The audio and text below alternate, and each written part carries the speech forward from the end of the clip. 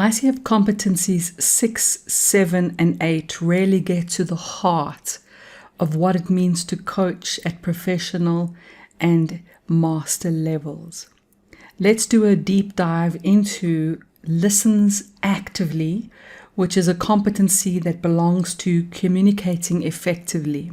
The definition of listens actively for the ICF is focuses on what the client is and is not saying to fully understand what is being communicated in the context of the client's systems and to support the client's self-expression. Now, you will see that there are some echoes of themes that keep showing up in the ICF competencies. So, for example, this number 1 considers the client's context, identity, environment, experiences, values, there's that word again, beliefs, to enhance the understanding of what the client is communicating. So being mindful of the who of the client, as the ICF calls it, instead of only the what. So the what is the goals, the action plans, whereas the who is this person, the depth of them, the whole of them, and giving some kind of consideration and showing that you make space for that inside of your listening is what's been hinted at here and what has been defined. Reflects or summarizes what the client communicated to ensure clarity and understanding. In all of the reflective listening techniques that I have learned over the decades and heard used by coaches, consultants, by psychologists, because reflective listening really is a universal communication skill. I've heard a lot of old-fashioned habits that are definitely outdated and tend to clutter the coaching, and I have settled on what I feel is a preferential, really easy to use method that supports listening actively and deeply supports this particular expression, which I'll share with you in a moment once I get into the skills that support these competencies. Recognizes and inquires when there is more to what the client is communicating. So when you either hear in the tone, in the hesitancy, in the way the client speaks, or literally from some of the language that they've used, that there is more, that you spot that as an opportunity and you respond to it appropriately. Notices, acknowledges, and explores the client's emotions. And here's a really interesting one. Energy shifts, nonverbal cues or behaviors. And I'm going to be sharing my absolute favorite techniques and methods and skills that supports this particular expression of this competency.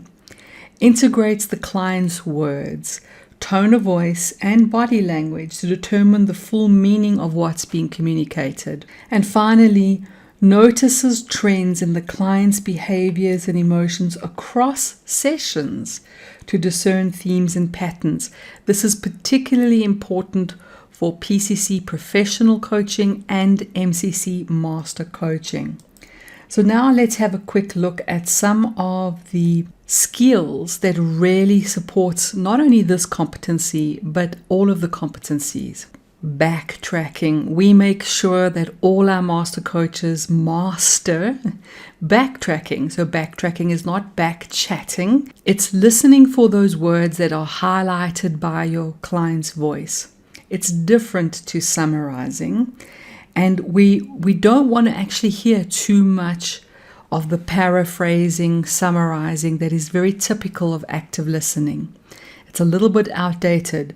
Please also watch out for the very typical outdated preambles, like, if I understand you correctly, and so if I hear you ... Backtracking is elegant. It's simple. It's simply to weave the essence of your client's words and metaphors into the conversation. So if your client has used the word inspire, you use the word inspire. You can ask them questions. You can just drop it in as a little reflective moment. If you do want to summarize, because we're not saying summarizing is a bad thing, none of it's bad. The coaching style is to ask permission. May I summarize what you've just said? Would you like me to summarize? So that the client can say, no, thanks, because it takes a lot of time to summarize. And some coaches are in the habit of endlessly paraphrasing and summarizing. Remove assumptions and remove silence fillers like to create space. Watch for the perceptual system use of your client. If your client is saying, I see, or I hear, or I feel, match that. Talk about more feelings, visuals, or hearing, understanding. We're not playing a tennis match here. So don't be endlessly bouncing back. They answer a question, you ask the next. Make space for truly responding to what is being said. Ask permission to explore, but watch for missed opportunities. It can be helpful once or twice, don't overdo it, to ask for the meaning of a word or to explore an insight or a solution at depth. If you notice some kind of change in body language, tone, some kind of energy shift, you might reflect that. And the way that we do that as coaches is we say, may I just observe something, or may I offer you an observation? They say yes. Then you say, I could be wrong, but I noticed this change, or I noticed this shift. Would you like to comment on that? Or how does that land for you? Or what are your thoughts? That's a very coaching way of presenting that kind of feedback. Somatic coaching of any kind, including the felt sense of the client, what they are feeling as it lands in their sensations and in their body. And of course, remaining in coach position, asking mostly spiral up questions that relate to the future, not the past, focusing on the who and not just the what, the client and not just the goals, as I said earlier.